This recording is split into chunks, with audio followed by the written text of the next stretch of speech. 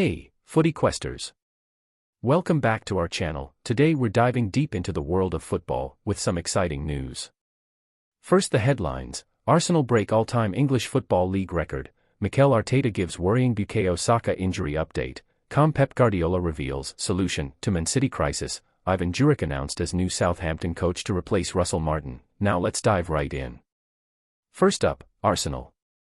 They absolutely smashed Crystal Palace 5-1 in the Premier League, setting a new record for the most goals scored in a single game within 4 days of another 5-goal victory.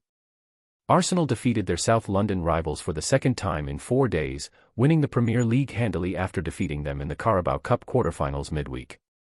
The Gunners, who had drawn their last 2 league games, needed the victory. Kai Havertz also scored before halftime, and Gabriel Jesus, who scored a hat-trick in the Carabao Cup victory, grabbed an early brace at Selhurst Park. Ismaila Sarr gave Crystal Palace a short equaliser in the first half, but Arsenal crushed their hosts after the break, with Declan Rice and Gabriel Martinelli adding goals. Earlier this season, 2 of Arsenal's previous 5-goal wins were within 4 days of each other. Before defeating West Ham United 5-2 in the Premier League, Mikel Arteta's team defeated Sporting Lisbon 5-1 in the Champions League. The Gunners had a successful February and March as well, defeating Sheffield United and West Ham 6-0 away from home and defeating Burnley by 5 goals at Turf Moor. Arsenal's victory over Palace on Saturday was their last away match of 2024. On December 27, they will host Ipswich Town at the Emirates Stadium to wrap off the season. On New Year's Day, the Gunners travel to Brentford for their first away game of 2025. Still on Arsenal story. Bukayo Saka suffered a concerning hamstring injury, leaving the field early. Arteta expressed his worry and admitted that it's difficult to assess the severity. During Arsenal's visit to Selhurst Park, the talismanic attacker was taken off the field after less than 25 minutes. Gabriel Jesus broke the tie in the 6th minute after catching a cross that Saka had flung to the back post, giving the Gunners 2 goals immediately. In the winger's absence, Arteta's team scored 3 more goals to secure 3rd place, but the Spanish manager was more worried about his players' health after the match. He felt something in his hamstring, he couldn't continue, Arteta explained. He will have to be assessed. I'm pretty worried about that one. Following a collision with Palace left-back Tyrick Mitchell, Saka seemed to have suffered his most recent muscle injury. When the defender tried to stop his cutback to Martin Odegaard, Arsenal's star player collapsed on the ground. Even though Arteta has a history of manipulating injuries, he was unable to provide Saka a rehabilitation schedule so soon after the final whistle. He shrugged and said, "It's difficult, they have tested him but it's very difficult to say how bad it is." Saka's writhing on the ground is a common occurrence. But the 23-year-old is rarely forced off the field. There has never been a player in Arsenal's Premier League history with more straight appearances than the resilient winger. Only 4 top-flight games have Saka missed in the previous 3.5 years. The England international has, however, been hit in the right hamstring 3 times this season. "I'm not sure if it's exactly the same one, it's in the same leg," Arteta thought. "I don't know how big this is going to be but he's already had 2. Shifting gears to Manchester City, they're facing a tough period. They lost to Aston Villa, extending their poor run of form. Guardiola acknowledged the impact of injuries on the team and emphasized the need to get key players back. City lost to Aston Villa 2-1 at lunchtime on Saturday, a resounding setback. Prior to Phil Foden's consoling goal in stoppage time, the defending Premier League winners hardly posed a danger during their trip to Villa Park.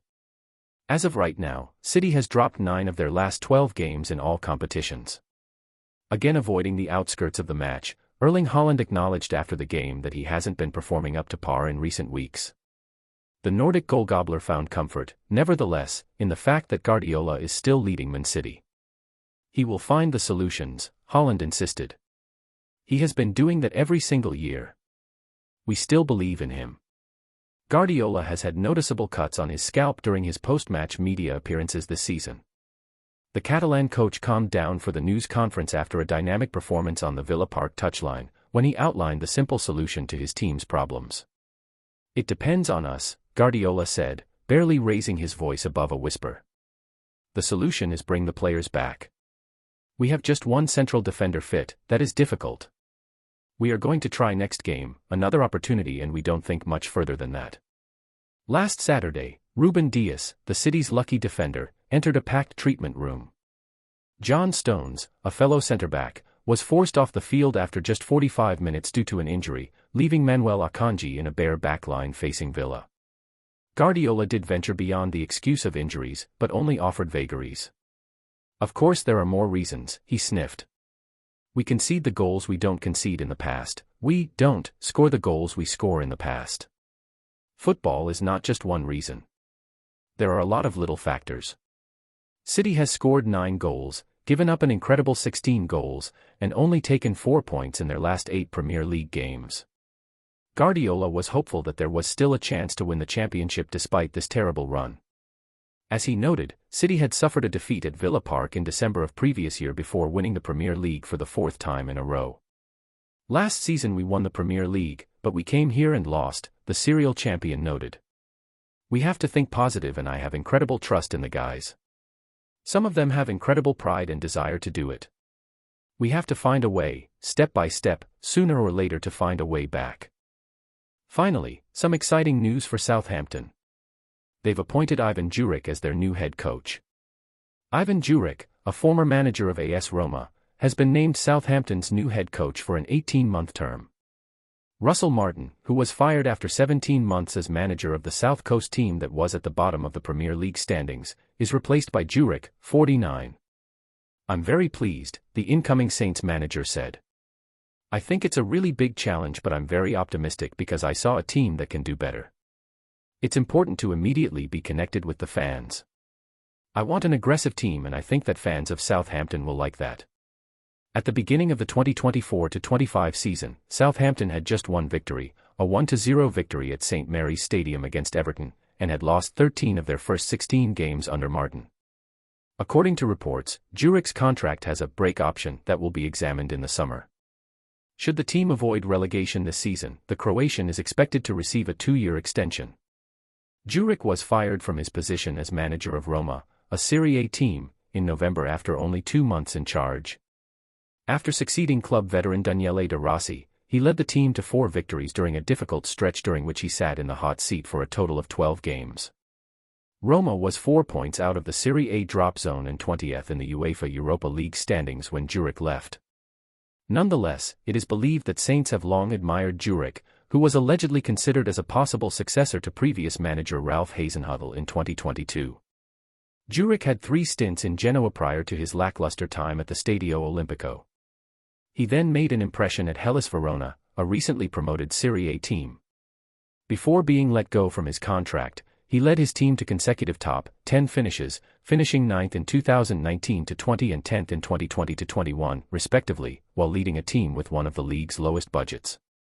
Before his brief stay at Roma, he had a stint with Torino where he ended in the middle of the table for 3 years in a row. That's all for now. Stay tuned for more football news and analysis.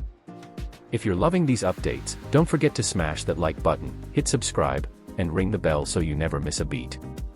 This is Footy Quest, where we keep you in the know on all things football.